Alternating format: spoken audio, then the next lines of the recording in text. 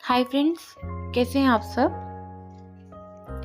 मेरे पास एक रिक्वेस्ट आई थी कि हम अपनी एंजाइटी को, अपने एंगर को कैसे मैनेज करें। तो मैं आज इसी के अकॉर्डिंग आपको मैंने एक ये ऑडियो बनाया है। इसमें मैं कुछ टेक्निक्स शेयर करूँगी एंजाइटी और एंगर के लिए, जो कि काफ़ी हेल्पफुल टेक्निक्स हैं। तो पहले मैं आपको बताना चाहती हूँ कि एंजाइटी कैसे इंसान को अफेक्ट करती है और किस किस तरह की एंजाइटीज़ हमको हो सकती है। एंजाइटी कई तरह की होती है। बच्चों में भी हम देखते हैं कि स्कूल जाने के नाम से अचानक उनको, कई बच्चों के लिए स्कूल में कुछ ट्रिगर्स होते हैं तो वो स्कूल जाने से पहले एंजाइटी में आ जाते हैं। कई लोग को रिलेशनशिप एंजाइटी होती है कि वो कुछ लोग को देखते हैं और अचानक वो ट्रिगर हो जाते हैं और उनका सिस्टम जो है फाइट फ्लाइट जोन में यानी कि अनसेफ जोन में चला जाता है, जिससे उनकी एंजाइटी या एंगर अचानक से ट्रिगर हो जाता है। कुछ लोग को ऑफिस एंजाइटीज़ होती हैं और ऑफिस एंजाइटीज़ में भी हम देखते हैं कि जैसे वो ऑफिस के माहौल में जाएंगे तो अचानक वो ट्रिगर हो जाते हैं और उनका ना चाहते हुए भी वो गुस्सा इतना ज़्यादा हो जाता है कि वो खुद पे काबू नहीं कर सकते। तो हर पर्सन के अलग अलग अपने ट्रिगर्स हो सकते हैं। बच्चों के लिए उनका स्कूल ट्रिगर्स हो सकता है, कुछ सब्जेक्ट ट्रिगर्स हो सकते हैं, पेरेंट्स ट्रिगर हो सकते हैं, हस्बैंड वाइफ एक दूसरे के लिए ट्रिगर हो सकते हैं, घर के कुछ खास एनवायरनमेंट किसी के लिए ट्रिगर हो सकते हैं। तो ट्रिगर शब्द जो है ये एंजाइटी के लिए बहुत ज़रूरी है। तो क्योंकि मैं एंजाइटी का मैनेजमेंट और एक फार्मूला आप सबको साथ अब शेयर करना चाहती हूँ। काफ़ी इंपॉर्टेंट फार्मूला है ये, लेकिन हमें अपने ट्रिगर्स को पहचानना चाहिए ताकि हम उस ट्रिगर को आइडेंटिफाई करें और उस पर काम करें। पर अभी हम ट्रिगर के डिटेल में नहीं जाएंगे, अभी हम सिर्फ एंजाइटी मैनेजमेंट का बताएंगे कि कोई भी ऐसे ट्रिगर जब होता है और एंजाइटी ट्रिगर होती है, एंगर ट्रिगर होता है, फ्रस्ट्रेशन ट्रिगर होता है, कोई भी बैड इमोशन ट्रिगर्स होता है, तो हमें उस वक्त खुद को कैसे काम रखना है और कैसे उसकी फ्रिक्वेंसी और रिकरेंट अटैक को हमको मैनेज करना है। तो मान लीजिए कभी भी किसी को कोई ट्रिगर हुआ और एंजाइटी आई तो उसका साइकोलॉजिकल स्टेट जो होता है वो शिफ्ट हो जाता है। और ये बात समझना बहुत इम्पॉर्टेंट है कि हमारी साइकोलॉजी हमारी बॉडी की फिजियोलॉजी को अफेक्ट करती है और बॉडी की फिजियोलॉजी हर साइकोलॉजी को अफेक्ट करती है। तो हम फिजियोलॉजी को साइकोलॉजी से कभी अलग नहीं करते।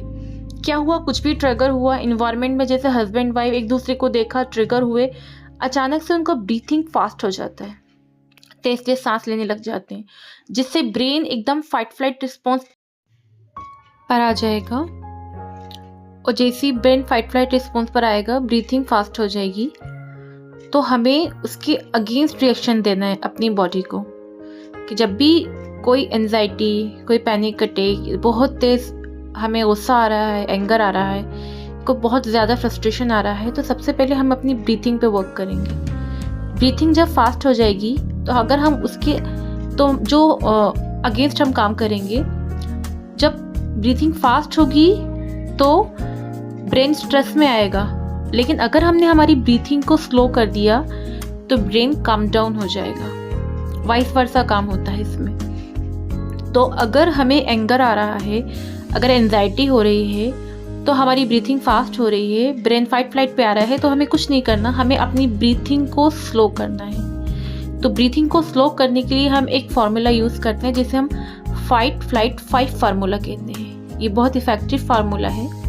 इसमें हम इनहेल करेंगे 5 काउंट तक, 1 2 से 2 5 तक, 1 2 3 4 5 इनहेल, 1 2 3 4 5 होल्ड एंड 1 2 3 4 5 एक्सेल। तो जब हमने हमारी ब्रीथिंग को इतना स्लो कर दिया कि हम 1 से 5 तक काउंट कर रहे हैं और अपनी ब्रीथिंग अंदर कर रहे हैं, ब्रीथ अंदर कर रहे हैं, फिर 5 काउंट तक ब्रीथ होल्ड कर रहे हैं, फिर 5 काउंट में उसको एक्सेल कर रहे हैं, तो हमने ब्रीथिंग प्रोसेस को काफ़ी स्लो कर दिया। तो जो ब्रेन में एक शिफ्टिंग हुई है फाइट फ्लाइट रिस्पॉन्स की, वो शिफ्ट फ़ौरन हट के ब्रेन काम डाउन हो जाएगा। तो जो एंजाइटी है वो फ़ौरन कंट्रोल में आ जाएगी, गुस्सा फ़ौरन कंट्रोल में हो जाएगा। कुछ लोग कहते हैं हम कितना भी कोशिश करें, पर एक बार जब गुस्सा आ जाता है तो बहुत देर तक वो गुस्सा हमारा शांत होता ही नहीं है। बहुत देर तक वो एंजाइटी और क्लिंचिंग और मतलब दांत पीसना और गुस्सा, धड़कनों का बढ़ जाना, सांस का बढ़ जाना, बहुत देर तक लोग काबू ही नहीं कर पाते। तो हमें सिर्फ अपनी ब्रीथिंग पे फोकस करना है। 5-5-5 रूल हमें फॉलो करना है। ब्रीथिंग प्रोसेस को हमें स्लो करना है। जैसे ही हमारा ब्रीथिंग प्रोसेस हम स्लो करेंगे, ब्रेन में जो शिफ्ट हुई है फाइट फ्लाइट की, वो अचानक फाइट फ्लाइट से काम डाउन स्टेज में आ जाएगा। जैसे कि मैंने बताया था कि हमारी फिजियोलॉजी अफेक्ट करती है साइकोलॉजी को, और साइकोलॉजी अफेक्ट करती है फिजियोलॉजी को।